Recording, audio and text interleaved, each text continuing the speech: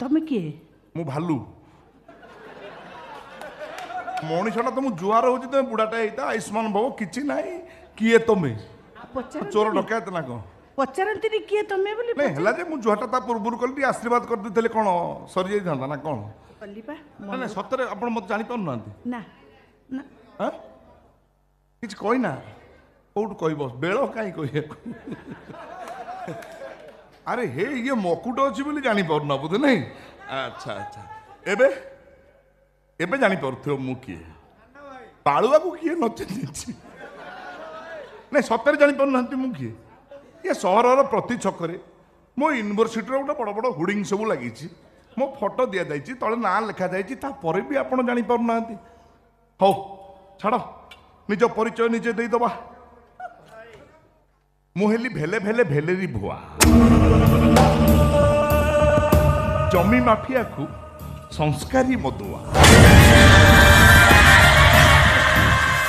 ପାଠ ଶୁଣୁ ଗବ ଗାଣ୍ଡୁ କିନ୍ତୁ ଏ ସହର ମଝିରେ ଗୋଟେ ବଡ଼ ୟୁନିଭର୍ସିଟି କରିଛି ଠିଆ ଆଚ୍ଛା ତମେ ତାହେଲେ ଏ ସହରର ୟୁନିଭର୍ସିଟିର ପ୍ରୋଭାଇଡର ମିଷ୍ଟର ଭେଲେରି ଭୁଆ ତା ପର ଡାଇଲଗଟା କିଏ କହିବ ଜମି ମାଫିଆକୁ ସଂସ୍କାରୀ ମଦୁଆ କହିବ ତ ଫୁଲ୍ ଡାଇଲଗଟା କହିବ ବେଲେ ବେଲେ ଭେଲେରି ଭୁଆ ଜମି ମାଫିଆକୁ ସଂସ୍କାରୀ ମଦୁଆ ହଁ ନା ମଧୁଆ ପୁଣି ସଂସ୍କାର ଅଛି ଆଉ ସଂସ୍କାର ଭରପୁର ଅଛି ନା ଆଉ ତା ହେଇନଥିଲେ ମୋ ୟୁନିଭର୍ସିଟିରେ 5-10 ହଜାର ପିଲା ପାଠ ପଢ଼ିଥାନ୍ତେ କେମିତି ମୁଁ ମଦ ପିଏ କିନ୍ତୁ ମାପରେ ମଦ ପିଇବି ପାଟିରୁ ବାସ୍ନା ବାହାରିବନି କଥା କହିଲା ବେଳେ ଲୋକଙ୍କ ସାଙ୍ଗରେ ଏମିତି ହେବି ନାହିଁ କି ଚାଲିକିରି ଗଲାବେଳେ ବାଟରେ ଝୁଲି ଝୁଲିକି ଷଣ୍ଢକୁ ଝୁଣ୍ଟି ପଡ଼ିବି ନାହିଁ ମୁଁ ସକାଳୁ ବିଛଣାରୁ ଉଠିବାଠୁ ଆରମ୍ଭ କରି ରାତିରୁ ବିଛଣା ଯିବା ଯାଏ ମଦ ପିଏ କିନ୍ତୁ ମାପରେ କାହିଁ କହିଲେ ମୁଁ ସଂସ୍କାରୀ ମଦୁଆ ନା କିନ୍ତୁ ମଦ ପିଇବାଟା ସ୍ୱାସ୍ଥ୍ୟ ପକ୍ଷେ କ୍ଷତିକାରକ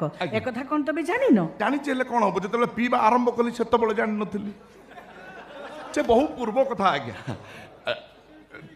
ବସିବି ନା ଠିଆ ହେଇକି ନା ତମେ ଠିଆ ହେଇଛ ମୁଁ କାହିଁ ବସିବି ସେ କଥା କ'ଣ କି ମାଉସୀ ମୋ ବାପାଟା ଭାରି ବଢ଼ିଆ ଲୋକ ମୋ ବାପା କିନ୍ତୁ ମେନ୍ ଅବାଗିଆ ହେଉଛି ମୋ ପିଇସି ବାପା ତାକୁ ଦି ଥର ବାହାଘର କଲା ସେ ଚାଣ୍ଡାଳି ପୁଣି ଆମ ଘରକୁ ପଳେଇ ଆଇଲା କାହିଁ କହିଲେ ଆମ ସାଇଡ୍ ଘର ପାଖରେ ଗୋଟେ କାଳିଆ ମୁଟୁକା ଧୁତୁଲା ବୁଢ଼ାଟାଏ ଥିଲା ସେଇ ବୁଢ଼ା ସାଙ୍ଗରେ ମୋ ପିଇସି କ'ଣ ଆଉ ଖୋଲିକିରି କହିବି ତୁମେ ଜାଣିପାରୁଥିବ କିନ୍ତୁ ସେ ବୁଢ଼ାର ସହର ମଝିରେ 20 ଏକର ଜାଗା ଥିଲା ବୁଢ଼ା ତାର ପ୍ରତିଦିନ ଆମ ଘରକୁ ଆସିବ ବୋତଲଟା ପିଣ୍ଡା ଉପରେ ଥୋଇଦେବ ପିଇସିକି ଧରି ଘର ଭିତରକୁ ପଳେଇଯିବ ମୋତେ ସେତେବେଳକୁ ବୟସ କେତେ ହେବ ହଁ 15-16 ବର୍ଷ ଖଣ୍ଡେ ହେବ ମୁଁ କହିଲି କ'ଣ ଜିନିଷ କ'ଣ ଟିକିଏ ଢାଳିକି ନେଇ ଚାଟି ଦେଇଛି ଆଉ ଗଲା ବୋତଲ ଉଠେଇ ଯାଏ କଥା କଲା ଦିନେ ମୁଣ୍ଡକୁ ନିଶା ଉଠି ଯାଇଛି ବୁଢ଼ା ଠିକ୍ ସେତିକିବେଳେ ବାହାରିକି ଯାଉଛି ଧରି ପକେଇଲି ଆଉ ମୁଁ କୁଆଡ଼େ ଯାଉଛୁ ସେଟା ମାହାଳିଆ ଖେଳ ଦେଖିବୁ ତୁ ଏଠି ସେଗୁଡ଼ା ହେଇପାରିବନି ଖେଳ କରୁଛୁ ତୁ ପଇସା ଦେବୁ ଗୋଟେ କାମ କର ସେ ଯେଉଁ 20 ଏକର ଜାଗା ଅଛି ତାକୁ ମୋ ନାଁରେ କର ବୁଢ଼ା ଡରିଗଲା ଆଡ଼େ ତ ପ୍ରେମ ନିଶା ଖାଇଛି ସମ୍ପତ୍ତି ଯାଉ ତାର କ'ଣ ଭାସି ଯାଉଛି ସେ 20 ଏକର ଜାଗା ସେ ମୋ ନାଁରେ ରେଷ୍ଟ୍ରି କରିଦେଲା କିନ୍ତୁ ବଡ଼ ଦୁଃଖର କଥା ଠିକ୍ ଜମି ରେଷ୍ଟ୍ରି କରିବା ପରଦିନ ଗାଡ଼ି ଆକ୍ସିଡେଣ୍ଟରେ ମରିଗଲା ଆଚ୍ଛା ବୁଢ଼ା ଗାଡ଼ି ଆକ୍ସିଡେଣ୍ଟରେ ମରିଗଲା ନା ତମେ ତାକୁ ମାରି ଗାଡ଼ିଆକୁ ଫିଙ୍ଗିଦେଲ କି ଗରମ ହଉଛି ଫ୍ୟାନ୍ ଦେଲ ଶୀତ ଦିନେ ଏତେ ଗରମ ହଉଛି ମୁଁ ଜାଣିପାରୁନି ଏ ପୋଷାକ ସେଇଆ ଆଉ ନା ପଚାରିଆ ମାଉସୀ ଚଲେଇବେ କହୁନାହାନ୍ତି କ'ଣ ଗୋଟେ କିଛି ନାହିଁ କ'ଣ ପାଟିରେ ତମ ଘରେ ସଂସ୍କାର ନାହିଁ ବୋଧେ ମୁଁ ଦେଖୁଛି ଆଉ ଚଲ ମାଉସୀ କିଛି କହୁନାହାନ୍ତି ମାନେ ତମେ ମାର ସୁଇଚ୍ ମାର ସୁନ୍ଦର ପବନ ଦେଲ ଆଉ ହଁ କଥା କୋଉଠି ଥିଲା ସେ ବୁଢ଼ାକୁ ମାରିକିରି ମୁଁ ଗାଡ଼ିଆକୁ ପକେଇଦେଲି ହଁ ଅବଶ୍ୟ ଲୋକ ସେତେବେଳେ ଟୁପୁର ଟପୁର ହେଉଥିଲେ ଲୋକ କ'ଣ ମୋ ଖୋଦ ବୋପା ଏବେ ବି ରାଗିଗଲେ ମୋତେ କହିବ ଶଳା ମଣିଷ ମରା କିନ୍ତୁ ବିଶ୍ୱାସ କର ମୁଁ କାହା ଦେହରେ ଟିପ ଟିକେ ବି ଦେଇନି କାହିଁ କହିଲେ ମୁଁ ସଂସ୍କାରୀ ମଦୁଆ ନା କମଲ ସାର୍ ଏ ସହରରେ କଲେଜ ଅଛି ଜମି ମାଫିଆ କାମ ବି ଚାଲିଛି ସେଇଥିପାଇଁ ଥାନା ବାବୁଙ୍କ ଘରକୁ ଆସିଛ ଟଙ୍କା ଲାଞ୍ଚ ଦେବା ପାଇଁ ଏଇଆ ବୁଝିଲ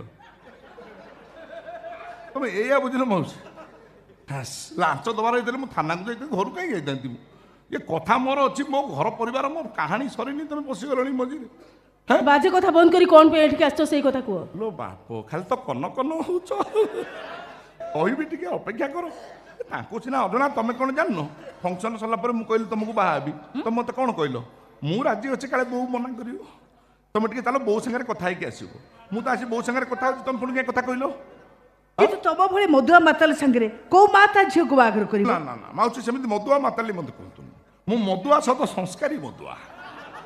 ଆଉ ତାପରେ ବି ଯଦି ଆପଣ ହଁ କହିବେ ଆପଣଙ୍କ ଝିଅ ମୋତେ ବାହା ହେବାକୁ ରାଜି ହବ, ହେଇ କହିବି ମଦ ଛାଡ଼ିଦେବି। ମଦ ଛି। ଆଚ୍ଛା ପିଲାଟି ଦିନରୁ ମଦ ପିଇ ଆସିଥିବା ମଣିଷଟା ମୋ ଅପା ତାକୁ ବାହା ହେବା ପାଇଁ ହଁ କହିଦେଲେ ସେ ମଦ ଛାଡ଼ିଦେବ? ମଦ କ'ଣ ସେ ଯୋଉ ୟୁନିଭର୍ସିଟି ମୋ ଅପା ନାଁରେ କରିଦେବି? ହାଁ? ଇଏ ବାବା ଆଜି ଯାଇ ଜମି ମାଫିଆ ଯେତିକି ଟଙ୍କା ସବୁ ରୋଜଗାର କରି ତା ଆକାଉଣ୍ଟରେ ଡିପୋଜିଟ୍ କରି ରଖିଛି ସବୁ ଟଙ୍କା ପଟ୍ କିନା ତମ ଅପା ଆକାଉଣ୍ଟକୁ ଟ୍ରାନ୍ସଫର କରିଦେବି। କ'ଣ କରିବି ଗୋଟେ ମନ ତ ଲାଗି ଯାଇଛି, ମୁଁ କୋଉ ଜାଣିପାରୁଛି। ସେ କଥା କ'ଣ କି ଆମ କଲେଜରେ ଗୋଟେ ନାଚ ପ୍ରୋଗ୍ରାମ ହେଉଥିଲା, ତମ ଅପା ସେଠିକି ନାଚ ମାଷ୍ଟର ନେଇ ଯାଇଥିଲେ, କିନ୍ତୁ ଯିଏ ନନ୍ଦ ପାଠ କରୁଥିଲା ତାର ଠିକ୍ ସେ ହେଉନଥିଲା, କି ଯଶୋଦା ପାଠ ଯିଏ କରୁଥିଲା ତାର ବି ଠିକ୍ ସେ ହେଉନଥିଲା। ତମ ଅପା କହିଲେ ହେ ସେ ନନ୍ଦ ଯାହା ଯେମିତି ଚଳିବ, ତୁ ଯଶୋଦା ଜମା ଭିଡ଼କୁ ନୁହଁ, ତୁ ଉଠୁ ସେ ପାଠ ମୁଁ କରିବି। ବିଶ୍ୱାସ କରିବନି ତମ ଅପା ଯେମିତି ପାଠ କରିବାକୁ ଆଇଛନ୍ତି ପେଣ୍ଡାଲ ଉପରକୁ, ମୁଁ ଚେୟାରରେ ବଇଥିଲି ଠକିନା ଡେଇଁ ପଇଲି। ଆଉ କାଇଁ? ନନ୍ଦ ପାଠ କରିବାକୁ ଓହୋ।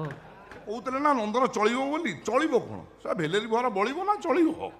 ବିଶ୍ୱାସ କରିବନି ତମ ଅପା ମୋତେ ନାଚ ଶିଖେଇଲେ। ଆଉ ପ୍ରଥମ ଆରମ୍ଭ କଲେ କ'ଣ କହିଲ, ତାର କେଟେ ଥେଇ। କେମିତି ପକେଇଲେ କହିଲେ, ତାର କେଟେ ଥେଇ। ଏଇ ଯୋଉ ପକେଇ ଦେଲେ କୋଉଠି ପକେଇଲେ? ଏଇଠି। ତମେ ବିଶ୍ୱାସ କରିବନି ମୋତେ ଯେମିତି ଲାଗିଲା ତୀର ଆସି ବାଜିଗଲା। କୋଉଠି? ଏଇଠି। ଯୋଉ ତୀରଟା ବାଜି ଗଲା ମୁଁ ଯାଇ ଘରେ ଟିକେ ବଇଛି, ଥେଇ ଥେଇ ଶୋଇପଇଲି, ଥେଇ ଥେଇ ଉଠି ଟିକେ ପାଣି ପିଇଲି, ଥେଇ ଥେଇ। ମୁଁ କହିଲି ଶଳା ଏତେ ଥେଇ ଥେଇ କାହିଁ ହବା, କଥା ଆଗକୁ ବଢେଇ ଦବା। ସେ ଭଲ ପାଇବା ତମର ଏକତରଫା ଭଲ ପାଇବା ଥିଲା। ମୋ ଡାଇଲଗ ସଇଲାଣି, ମଝିରେ କାହିଁ ପଶି ଯାଉଛ ମୁଁ ଜାଣିପାରୁନି। ମାଉସୀ ଆମର କଥା କୋଉଠି ଥିଲା, ଥେଇ ଥେଇ ପାଖରେ। ମୁଁ ଚିନ୍ତା କଲି ପ୍ରକୃତରେ ଏଇ ଝିଅଟା ସଂସ୍କାରୀ କି ନାହିଁ। ଗୋଟେ ପରୀକ୍ଷା କରିବା ପାଇଁ ତାଙ୍କର ଯେତିକି ଟଙ୍କା ନେବାର ଥିଲା ମୁଁ ତା ଡବଲ କରି ପେମେଣ୍ଟ କରିଦେଲି। ତମ ଝିଅ କିନ୍ତୁ ଠକିନା ମନା କରିଦେଲେ, ପୁଣି ହାତ ଯୋଡ଼ିକିରି କହିଲେ ସାର୍ ମୋର ଯେତିକି ଟଙ୍କା ଚୁକ୍ତି ହେଇଛି ମୁଁ ସେତିକି ଟଙ୍କା ନେବି, ଟଙ୍କାଟେ ଅଧିକା ବି ନେବିନି। ମୁଁ କହିଲି ହେ ଶଳା ଏଇ ସଂସ୍କାରୀ ଝିଅ, ଏଇଠି ବାହା ହେବାଟା ଫାଇନାଲ। ନା ନା ମୋ ଝିଅକୁ ମୁଁ ତମ ସାଙ୍ଗରେ ବାହାଘର କରିପାରିବିନି। ଅସୁବିଧା କୋଉଠି ଅଛି? ଆପଣ ଭାବୁଛନ୍ତି ମୁଁ ଆଗରୁ ବାହା ହେଇଥିଲି, ଗୋଟେ ସେକେଣ୍ଡ ହ୍ୟାଣ୍ଡ ହେଇଯିବି? ବାପା ମୋର କହୁଛି କି ବୁଆ ବାହା ହଉନୁ, ଶଳା ବୁଢ଼ା ହେଲୁଣି, ତୁ ଯାଇ ବୁଲୁଛୁ କାହିଁକି? ଭଉଣୀ ମୋର କହୁଛି ବୁଆ ଏଇ ଘରକୁ ଭାଉଜ ଆଣୁନୁ, ଭାଉଜ ଆଣୁନୁ। କିନ୍ତୁ ଗୋଟେ ସଂସ୍କାରୀ ଝିଅ କୋଉଠି ମିଳିଲେ ତ, ହେଇ ଗୋଟେ ସଂସ୍କାରୀ ଝିଅ ମିଳିଲା, ବାହା ହେବା ପାଇଁ ଆଗେଇ ଆସିଲି। ତାପରେ ଆମ ଜାତି ମିଶୁନି ନା କ'ଣ? ଆମର ଭୁଆ ତମର କ'ଣ ଛୁଆ? ନା ଅସୁବିଧା କୋଉଠି କେହି କିଛି କହୁନା? କ'ଣ ଅସୁବିଧାଟା କୋଉଠି ସେ କଥା ଆମେ ତମକୁ କହିବାକୁ ବାଧ୍ୟ ନୁହଁ, ତମେ ଏଠୁ ଯାଇପାର। ତ ବାପ ତମେ ରାଗିଗଲେ ବି ଏତେ ମିଠା। ଭାବିଥିଲି ଶ୍ୱଶୁର ଘରକୁ ଆଗୁଆ ଯାଉଛି, ସର୍ବତ ମିଳିବ, ରସଗୋଲା ମିଳିବ, କିଛି ନାହିଁ। କହିଲା ପରେ ଫ୍ୟାନ୍ ମାରୁଛ, ପୁଣି ଶୁଖିଲା ପବନ। ଯଦି ମୁଁ ଇଚ୍ଛା କରିବି ଏଇଠୁ ତମକୁ ଉଠେଇ ନେଇ ତମ ମୁଣ୍ଡରେ ମାଉଜର ଲଗେଇ ତମକୁ ବାହା ହେଇ ପଡ଼ିବିନି, କିନ୍ତୁ ମୁଁ ସାଡ଼କୁ ଯିବିନି। ବା ସଂସ୍କାରୀ ମଧୁଆ ଝିଅକୁ ଉଠେଇ ନେଇ ବନ୍ଧୁକ ଲଗେଇବା ଅଛି, ସେଟା ବାଡ଼ୁ ବାବୁ ତ ଏଇ ବୁଲିଲ, ତାକୁ କ'ଣ ନଉଛ? ସିଏ ଶାଳୀ ମୋର କ'ଣ କରିବ ମୁଁ ଜାଣିନି। ମାନେ ଶାଳୀ ମାନେ ମୁଁ ଅଲଗା ଅର୍ଥରେ କହିନି, ତମକୁ ବାହାରିଲେ ସେ କ'ଣ ଶାଳୀ ହେବ ନା ନାହିଁ? ନା ଇନ୍ସପେକ୍ଟରଟା ଇଏ କି ପୋଷ୍ଟ? ଏସ୍ପି ଡିଏସ୍ପି ବଡ଼ ବଡ଼ ମିନିଷ୍ଟରଙ୍କ ମେନ୍ ସୁଇଚ୍ ମୋ ହାତରେ। ଆଜି ସୁଇଚ୍ ମାରିଦେବି, କାଲି ଜିଲ୍ଲାପାଳ ଟ୍ରାନ୍ସଫର। ତମେ ତାହେଲେ ଏଠିକି ଧମକ ଦେବା ପାଇଁ ଚାଲି ଆସିଛ ମିଷ୍ଟର ଭେଲେରି ବୁଆ? ଆପଣ ଡାଇଲଗଟା କିଏ କହୁ ମନେ ନାହିଁ? ବେଲେ ବେଲେ ଭେଲେରି ବୁଆ, ଜମି ମାଫିଆକୁ ସଂସ୍କାରୀ ମଦୁଆ। ଆଚ୍ଛା ରୁହ ମୋ ଗଳାରେ ତମ ଅପା ପ୍ରତି ଧମକଟା ଦେଖାଗଲା, କିନ୍ତୁ ତମ ଅପାଙ୍କ ଆଖିରେ ମୋ ପ୍ରତି ଥିବା ପ୍ରେମ ଦେଖାଗଲାନି। ତମେ ଭାବୁଛ କି ତମ ଅପାକୁ ମୁଁ ଏତେ ତରଫା ପ୍ରେମ କରୁଛି? କିରଣ ତମ ମାଆଙ୍କ ପାଦ ଛୁଇଁଲ, ମାଆଙ୍କ ପାଦ ଛୁଇଁ କୁହ ମତେ ଦେଖିଲା ପରେ ତମର କିଛି ଗୋଟେ ଫିଲିଙ୍ଗସ୍ ହେଇଛି ନା ନାହିଁ? ମାନେ ଛାତି ଭିତରେ ଡିଙ୍ଗ ଡାଙ୍ଗ ଖୁଡ଼ଖାଡ଼ ଧୁଡ଼ଧାଡ଼ କିଛି ହେଇଛି? ତମ ଭଳି ମଣିଷକୁ କୋଉ ଝିଅ ଭଲ ପାଇବ ଏ କଥା ତମେ କେମିତି ଭାବି ପାରୁଛ? ମାଉସୀ କାହିଁକି ମଝିରେ ମଝିରେ ଗୋଟେ ଡାଇଲଗ ମାରୁଛ ମୁଁ ଜାଣିପାରୁନି। ତମ ଯୁଗ ଆଉ ଅଛି, ଟ୍ରେଣ୍ଡ ବଦଳି ଗଲାଣି। ସିନେମା ଫିନେମା ଦେଖୁନା ବୋଧେ? ଦିଦି ସିନେମା ସନି ଦେଓଲ କେଡ଼େ ବଡ଼ ଗୁଣ୍ଡା, ସେ ପୁଣି ଭଲ ପାଇ ବାହାରିଲା ନା ନାହିଁ?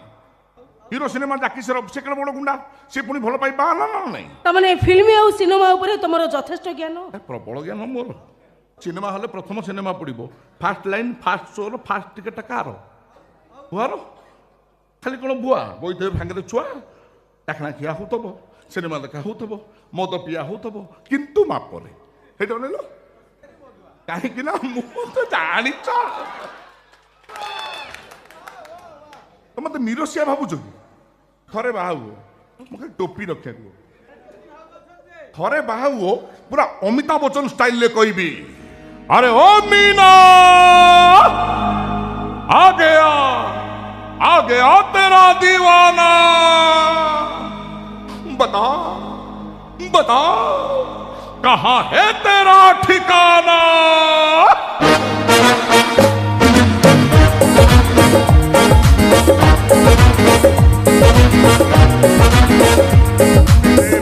प्याते हैं प्याते प्याते रे हमें प्याते ओ दे दे प्याते प्याते प्याते रे हमें प्याते दुनिया वाले कुछ भी समझे हम हैं प्रेम दीवाने जहाँ भी जाए तुझे बुलाए जाके प्रेम तराने दे दे प्यार दे